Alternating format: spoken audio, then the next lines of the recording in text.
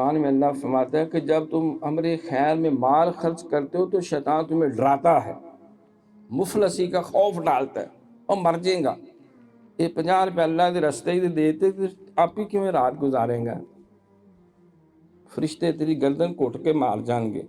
کہ تیری جیب سے 100 روپیہ بھی نہیں ہے گا، کٹ کے رکھ، سنبھال کے رکھ، کہیں نگل نہ جائے۔ تو اللہ فرماتا ہے شیطان تمہیں مفلسی اور غربت اس کے ڈرونے خواب دکھاتا ہے،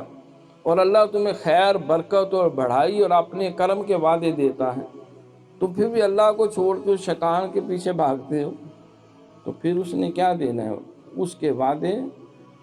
اور اس کے سارے یہ پروگرام یہ تار عنکبوت کی طرح ہے،